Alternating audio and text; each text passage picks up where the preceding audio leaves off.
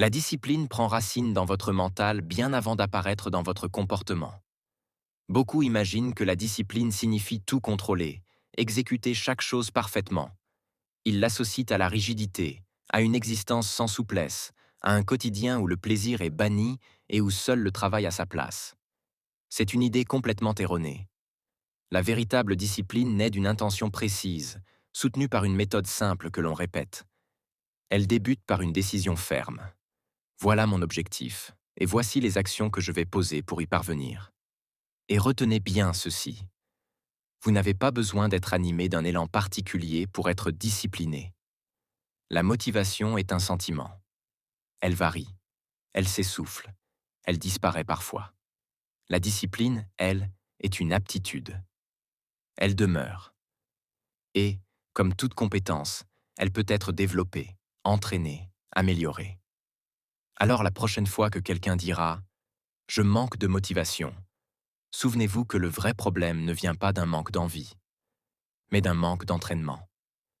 La discipline commence par la gestion de votre mental, car tout prend naissance dans votre esprit. Vos comportements ne sont rien d'autre que le résultat direct des pensées que vous entretenez le plus souvent. Si vous répétez ⁇ Je suis épuisé, je m'en occuperai demain, je ne suis pas capable ⁇ votre cerveau ne cherchera jamais à vous contredire. Il exécutera exactement ce que vous lui demandez. Être discipliné, c'est reprendre la main sur ce monologue intérieur.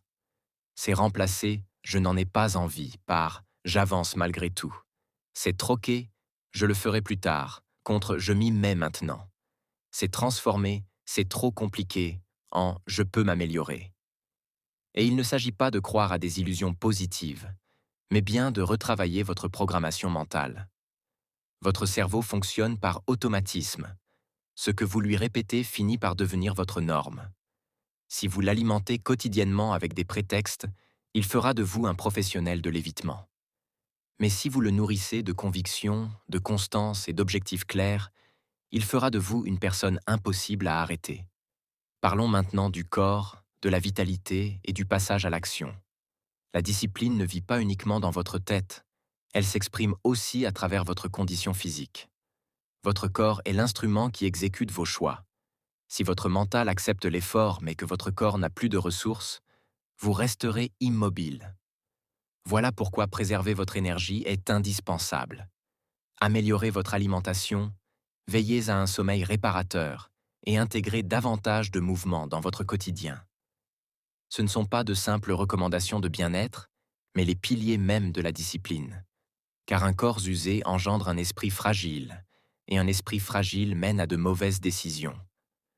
Vous n'avez pas besoin de viser un niveau sportif exceptionnel, mais vous devez construire une base suffisamment solide pour que votre corps devienne un soutien et non un frein. Un corps en mouvement éclaire votre esprit, et un esprit clair fortifie votre discipline.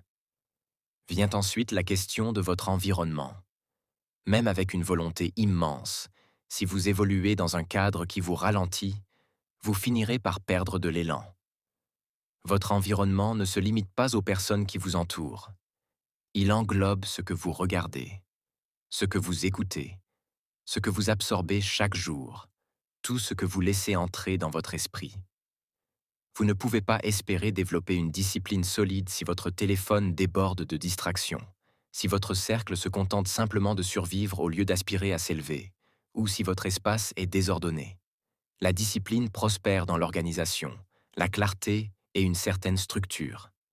Mettez de l'ordre autour de vous. Triez ce qui vous influence. Écartez-vous du vacarme inutile.